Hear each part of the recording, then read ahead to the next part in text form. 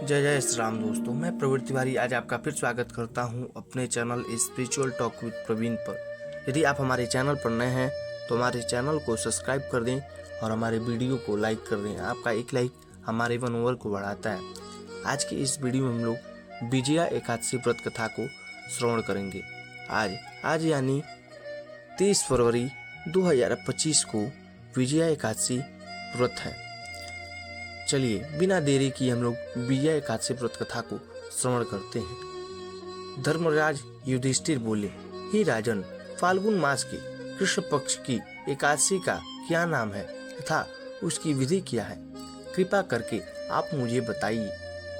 श्री भगवान बोले, हे राजन, फाल्गुन मास के कृष्ण पक्ष की एकादशी का नाम विजया एकादशी है।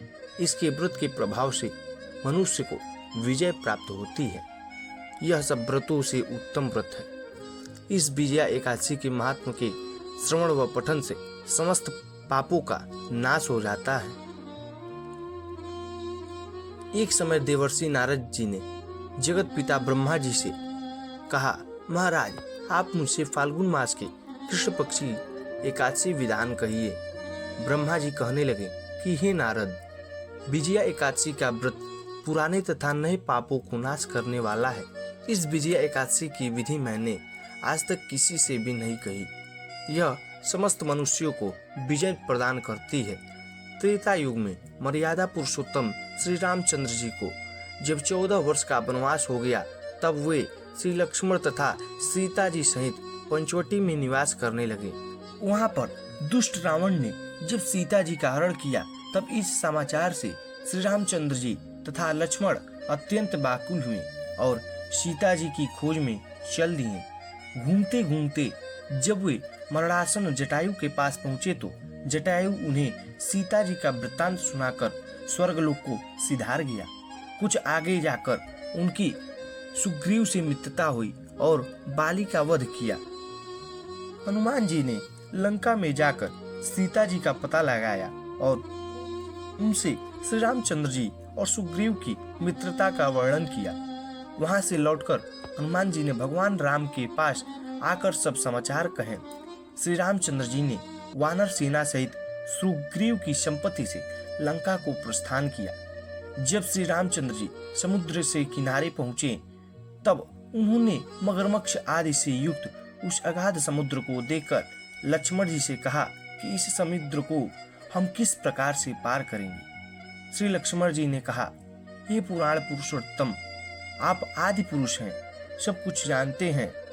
यहाँ से आधा योजन दूर पार कुमारी द्वीप में वकदालभ्य नाम के मुनि रहते हैं। उन्होंने अनेक ब्रह्मा देखे हैं। आप उनके पास जाकर इसका उपाय पूछिए।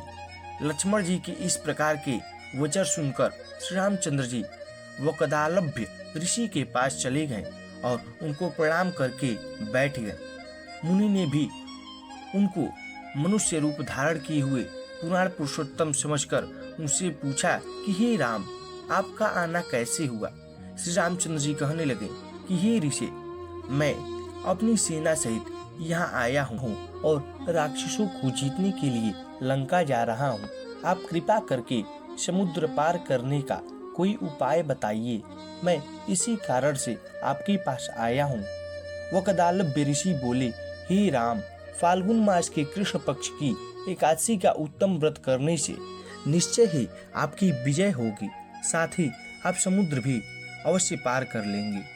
इस व्रत की विधि यह है कि दशमी के दिन स्वर्ण, चांदी, तांबा या मिट्टी का एक घड़ा बनाएं। उस घड़े को जल से भरकर तथा 5 पल्लव रखकर वेदी पर स्थापित करें। उस घड़े के नीचे सतंजा और ऊपर जौ रखें।